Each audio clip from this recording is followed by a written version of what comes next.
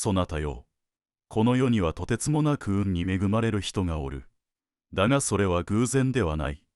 天の断りの中で生まれ、日々のあり方の中で育つものなのだ。故にそなたも運を引き寄せることができる。その兆しはすでに現れているではないか。そなたがこの場に居合わせていること、これが神の采配なのだ。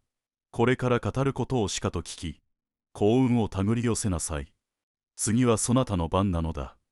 第一章、天の流れに身を委ねる。そなたよ、運というものは、求めすぎるものには逃げ、静かに迎える者のもとに訪れるものだ。私がこれまで見てきた、とてつもなく運に恵まれる者たちは、皆、一つの共通した眼差しを持っていた。それは、無理に手に入れようとせず、今目の前にある流れに身を委ねるという生き方であった。天の流れとは、風のように見えぬが確かに存在する。日々の出来事、人の言葉、自然の移ろい、そうした小さな印の中に、神の拍子が響いておるのだ。川に浮かぶ葉が、何の力も使わずとも、遠くへ流れていくように、そなたもまた、流れに従えば、思いがけぬ縁と機会に導かれるであろう。合わせるとは、諦めることではない。それは、己の我を手放し、より大きな意志と共に歩むという覚悟なのだ。委ねる者に、天は道を開き、その先には、思いもよらぬ福が待っておる。委ねるとは、立ち止まり、静かに天の息を聞くということでもある。その静けさの中に、次に進むべき一歩が見えてくるのだ。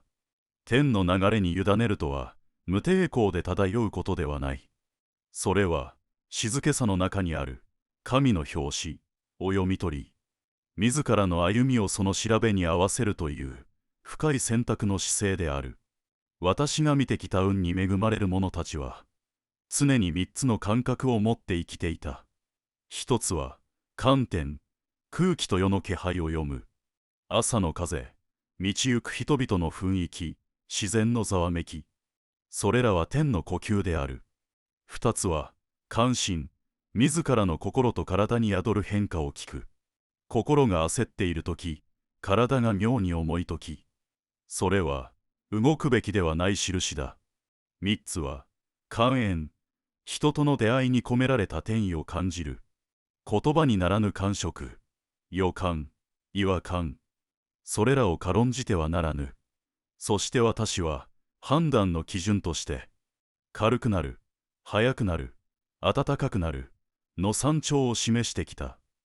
この三つが重なったとき、天の導きは明らかとなる。そのとき、そなたは迷わず歩みを進めればよい。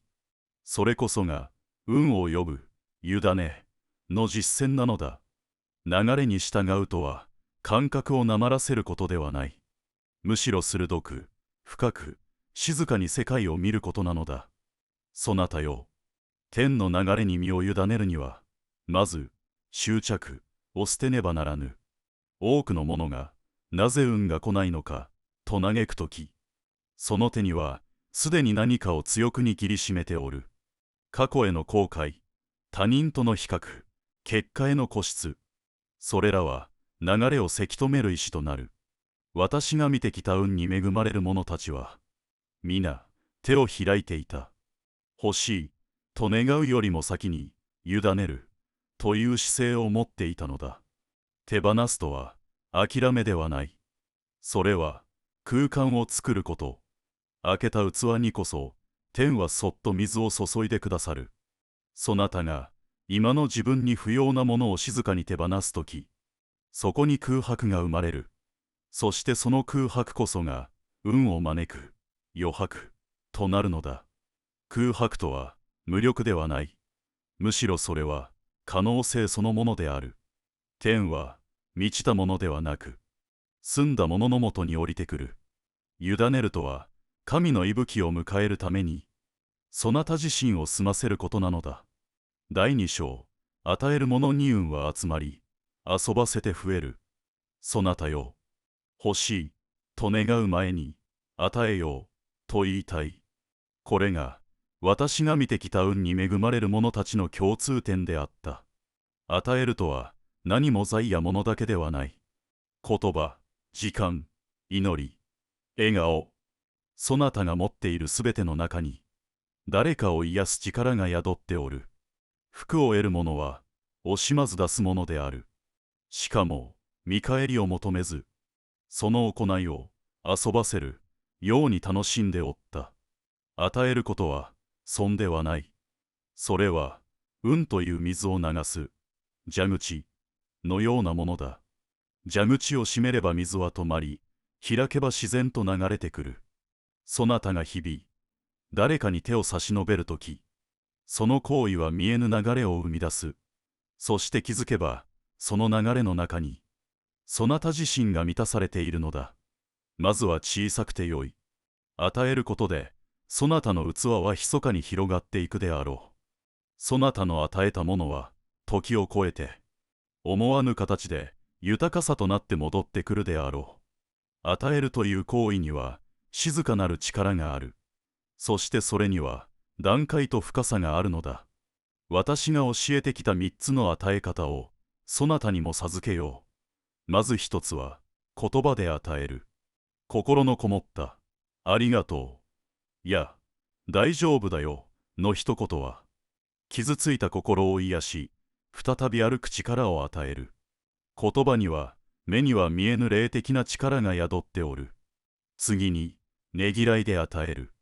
掃除、手伝い、裏方の働き。人に見えぬところで汗をかくことは、神に最も近い行為の一つである。見返りを求めぬ手仕事には、清らかな福が宿る。最後に、祈りで与える。そなたが何もできぬと思うときでも、誰かの幸せを静かに祈ることはできる。祈りは、そなたの魂と天を結ぶ最短の道である。この3つの与え方は、状況に応じて、柔らかく使い分ければよい。無理なく、自然に、喜びを持って行えば、そなたは運を通すものとなるであろう。与えるとは、そなたが天の流れに参加するということなのだ。そなたが惜しまず与えるとき、天はそっと流れを通し、そなた自身にもまた、満ち足りた光を運んでくれるであろう。与えるという行為は、ただ渡すことではない。それは、そなたの心の余白を示すものでもある。私が見てきた運に恵まれる者たちは、誰一人として、帰ってくるものを気にしてはおらなんだ。むしろ、与えたことすら忘れてしまうほど、自然に差し出していたのだ。彼らは言っていた。与えたものは、忘れた頃に風に乗って戻ってくる。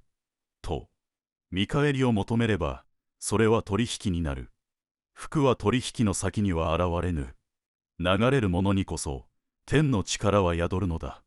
もし、そなたの運が停滞していると感じたら、問いなさい。私は与えることを楽しんでいるか。と、財布を閉じ、言葉を惜しみ、手間を面倒に思い、損か得かばかりを考えるようになっていたなら、その時こそ福が離れる兆しなのだ。与えるとは喜びの表現である。小さきことでよい。誰かのためにそっと灯した火が、巡ってそなたの闇を照らす日が来るであろう。第三章、言霊は運を呼ぶ先導である。そなたよ。言葉とは目には見えぬが確かに運を導く力を持っておる。私が見てきたとてつもなく運に恵まれる者たちは決して汚れた言葉を使わなかった。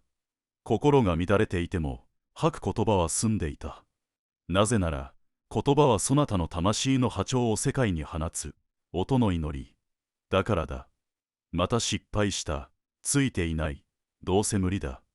そう口にするたびに福は一つずつ遠ざかってゆく。反対に、ありがたい、大丈夫だ、必ず意味がある。このような言葉は、そなたの道に光を差す。まるで、夜道の灯火のように、迷いを照らしてくれる。言葉とは、ただの音ではない。それは、天へと届く、響き、であり、その響きが、次に運ばれてくる出来事の性質を変えてしまうのだ。そなたの言葉が優しければ、世界もまた優しくなる。そなたの言葉が強ければ、困難にも立ち向かえる力となる。言霊とは、そなたの船の舵。何気ない一言が、運命の行き先を変えるのだぞ。言葉は、そなたの魂から立ち上る、響き、である。それが日々どのような波を放っているかで、そなたの人生の質が決まってくる。私が教えてきた中で特に重んじておったのは、言葉には3つの階層があるということだ。第一は、口癖となる日常語。疲れた、最悪、もうダメだ。これらを日々繰り返せば、運の泉が濁ってしまう。第二は、人との関係を結ぶ会話の言葉。感謝、励まし、いたわり、謝罪。その一言一言が縁を深め、福を呼び込む。そして第三は、内なる語り、心の中の読語である。私はついていない。なぜ私だけが。こうした内語が、そなた自身の気を暗くする。逆に、ありがたい。私にはできる。このような内語は、魂の光を育てる。日々どんな言葉を口にし、心に響かせておるか。それが、そなたの未来の地図を描いているのだ。言霊とは、運の波を整える風なのだぞ。言葉を整えることは、心を整えること。そしてそれは、天との波長を合わせることに他ならぬのだぞ。そなたよ。言霊の力をまことに味方につけたければ、言葉と心を一致させることが大切だ。表では、感謝している、と言いながら、内心では、本当は不満だ、と思っておるなら、その言葉は天にも、人の心にも届かぬ。私が見てきた運に恵まれる者たちは、言葉に嘘がなかった。口にする言葉の一つ一つが、心からの響きだったのだ。例えば、たった一言、ありがとう、という時も、その感謝が魂から発せられたものであれば、見えぬ世界の波が動く。言葉は、表現であると同時に、誓い、でもある。大丈夫、と言えば、自らに大丈夫である力が宿る。うまくいく、と語れば、未来がそのように動き出す。だがそのためには、そなたの心が澄んでいなければならぬ。だから日々、自らの心を見つめることを怠ってはならぬ。言霊とは、そなたの心そのもの。心を磨けば、言葉が澄み、言葉が澄めば、運はそなたに味方するようになるのだ。言葉と心がぴたりと重なったとき、そなたの言霊は、風を生み、光を呼び、福を運ぶ船となるであろう。第四章、上明消直で、福は迷わぬ。そなたよ、人生に迷いが生じるとき、そこには必ず、己に偽る心があるものだ。私はこれまで、上明消直という精神を大切にしてきた。それは、まっすぐな心、真なる行いを意味する。運を引き寄せる者は、決して嘘をつかぬ。それは他人に対してだけでなく、自らの心に対してもである。ごまかしや、言い訳、逃げ道、そうしたものに頼らず、まっすぐに向き合う者のもとにこそ、天の福は迷わず降りる。例えば、失敗を認める勇気、弱さをさらけ出す誠実さ、そうした清らかな心が神の道を呼び寄せるのだ。まっすぐな者の足元には、いつも天の光が差しておるぞ。そなたが今、どこかで嘘をついているなら、まずその一点を正しなさい。正直は、最も早く運を呼ぶ、道しるべ、なのだ。上明消直とは、自分に正直に生きること。その一点にこそ、福は迷わず集まるのだぞ。そして単に正直であるというだけではない。それは、己の魂のままに生きるということでもある。私がこれまで見てきた運を持つ者たちは、皆、自分の信じた道を恐れず歩んでいた。たとえそれが人から断りほぐされず、笑われるような選択であっても、心がまっすぐであれば、天は必ず味方してくれるのだ。そなたの中に曲げたくない思いはあるか。他人の目や世間の流れに流され、自らを偽ってはいないか。魂に背いた選択は一見うまくいっても、後に必ず滞りとなって現れる。それは天からの戻れという合図である。一方、情明消直な者には、必要な出会い、学び、試練すらも、すべてが福として降り注ぐ。迷ったときは、自分の心が震える方を選びなさい。魂が納得する方こそ、天が用意した道なのだぞ。天はいつも真なるものを試しながら、それでも名を貫ける者に運を託すのだ。それが情明消直という天の道と響き合う心の姿勢なのだぞ。そなたよ、情明消直を貫くということは楽な道ではない。時に損をし、誤解され、孤独にもなるであろう。だが、天は見ておる。どれだけそなたが誠実に生きているか、どれほど嘘のない心で人と向き合っているかを。例えば、他人の落ち度を黙ってかばうこと、小さな約束を守り抜くこと、自分の非をすぐに認めること、それらはすべて直火の現れである。そしてその積み重ねこそが、そなたの運の土台を固めるのだ。情明消直に立つ者の周りには、自然と信頼が集まり、人が集まり、機会が集まる。それは天が与える福の循環なのだ。そなたが迷ったときは、誠の心に立ち返りなさい。まっすぐに立つその姿に、天は必ず福を与えるのだぞ。天が試すのは、そなたの真心である。正しさに生きる者にこそ、天は静かに福を預けるのだ。誠を尽くした先にしか、真の運は訪れぬ。それを信じ、今日も正しく立ちなさい。第五章、神に委ねし者。そなたよ、どれほど知恵を巡らせ、手を尽くしても、すべてを思い通りに動かすことは、人にはできぬ。私が大切にしてきた教えの一つが、噛むながらの精神だ。それは、自らのなすべきことをすべてやりきった後、結果や流れを神にお任せするという心の在り方である。人はつい、すべてを自分の力で何とかしようとする。だが、自然も季節も、人の縁も、その多くは己の手には負えぬものばかりだ。そなたの手に余るものは、神の領域である。だからこそ、委ねる勇気が求められる。神にすべてを委ねた者は、不思議と道が開け、導かれるように歩むことができる。それは、天との調和に生きている証だ。執着を捨て、恐れを超え、任せます。と祈ることができたとき、そなたの運命は、静かに輝き始めるのだぞ。噛むながらとは、ただ願うのではない。すべてを尽くし、そして潔く神に任せる、生き様、なのだ。そなたが委ねる姿を、神はいつも見ておる。信じきった者にだけ、奇跡の風は吹くのだぞ。噛むながらの聖神とは、流れに逆らわぬこと。そして己の力を尽くしきった上で、結果を天に委ねる潔さでもある。私が見てきた、運に恵まれる者たちは、自らの判断で動きながらも、いつも心のどこかで、神の采配を信じていた。ある者は、大切な事業が失敗したとき、これは神が止めたのだ、と語った。別の者は、婚礼が破談になった後、これも神の守りかもしれぬ、とつぶやいた。それは、諦めではない。むしろ、信仰に裏打ちされた、覚悟、である。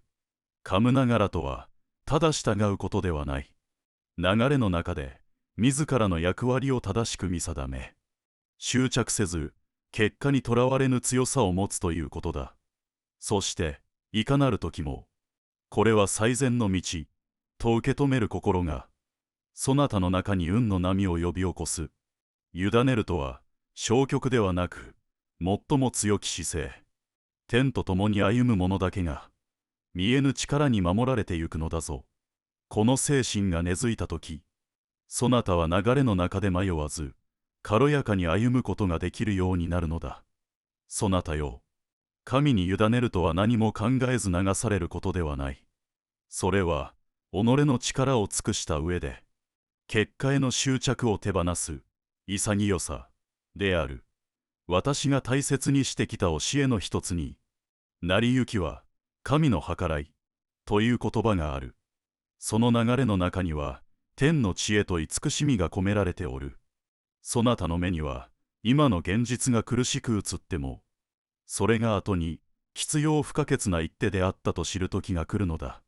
だからこそ、焦らず、抗わず、信じて待つという姿勢を忘れてはならぬ。神は、最も良きタイミングでしか動かぬ。そなたが、もうダメだ、と感じたその瞬間に、奇跡が静かに訪れることもあるのだ。カムナガラとは、委ねきる信仰であり、受け入れる覚悟でもある。その心で生きる者に、天は、何度でも、何度でも、運を授けてくださるのだぞ。そなたが一歩引いたとき、道は開かれる。神に任せることは、最も尊き勇気の証なのだ。委ねた者には、必ず風が吹く。その風こそ、神がそなたに送る新たな巡りなのだ。だからこそ、こう唱えるのだ。カムナガラ、たまちはえませ。いかがでしたか。とてつもなく運に恵まれる人は、特別な才能や偶然に守られているのではなく、日々の姿勢、心の在り方、そして神との調和の中に運は育まれるんですね。もし今日のお話が、皆様の人生に新しい気づきや励みを与えるものでしたら、コメント欄に、100を、また改善点やご意見がありましたら、0をお書きください。いいね、ボタンとチャンネル登録していただけると、とても励みになるので、ぜひよろしくお願いします。今後も様々な偉人の言葉を配信していきますので、通知をオンにして、次回の配信をお見逃しなきようお願いいたします。メンバーシップを始めたので、偉人の言葉の活動を応援、ご支援してくださる方は、ぜひご加入お願いいたします。本日はご視聴いただき、誠にありがとうございました。